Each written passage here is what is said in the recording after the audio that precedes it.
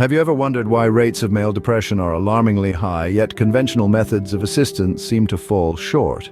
This is a question that has puzzled many, considering the dire consequences when left unaddressed. Enter Adam Lane-Smith, a therapist who has shed light on an aspect of male depression often overlooked. Smith asserts that when men experience depressive episodes, it's often tethered to feelings of powerlessness or a perceived lack of strength. This interesting perspective takes us on a journey into the male psyche, where control, purpose, and the ability to effect change are paramount. However, the challenge lies in the fact that traditional therapy, with its emphasis on emotional dialogue and connection, may not resonate with the male experience. While this approach is invaluable for many, it may not fully address the unique needs of men grappling with depression.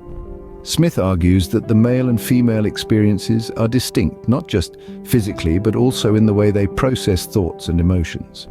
This is particularly crucial when addressing severe issues such as suicide and substance abuse. The one-size-fits-all approach is falling short for men. In essence, men want to feel capable of altering their circumstances to either alleviate their pain or find a purpose within it. Unlike their female counterparts, men may not always seek emotional understanding, but rather practical solutions. When men feel they can't exert a positive influence on their lives, they may spiral into profound sadness, even contemplating self-harm. To better help men, it is critical that we acknowledge these differences and devise strategies tailored to their needs. In a nutshell, the current focus on emotional exploration in therapy, typically effective with women, may not be the best fit for men. It's high time we understand and respect the differences between men and women, not just physically, but also in how they manage their emotions. By doing so, we might be able to offer more effective assistance to men during their darkest hours. As Adam Lane-Smith suggests, it's not that men don't want help, it's that they may need a different kind of help. So, if the typical therapy approach isn't working, what does Adam Lane-Smith suggest we do differently? Well, Smith advocates for a shift in perspective.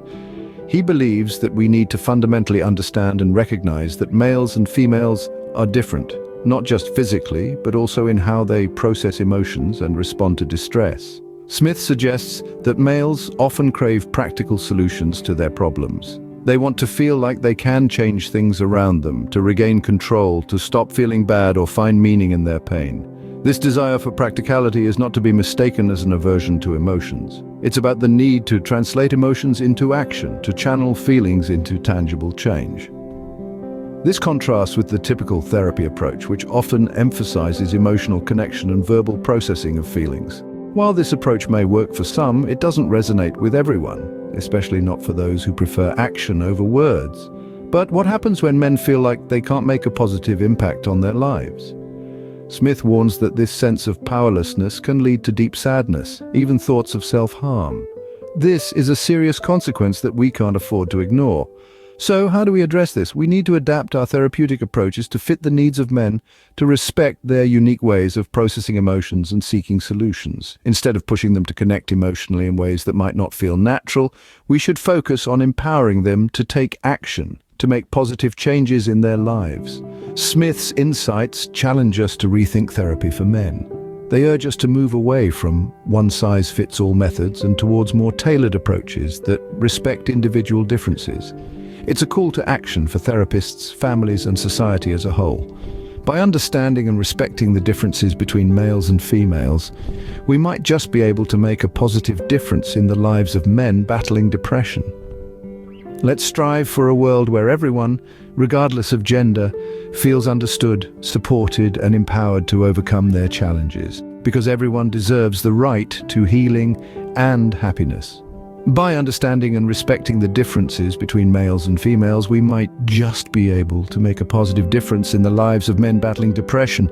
In the previous section, we discovered that men often crave practical solutions to their problems, seeking to translate their emotions into action.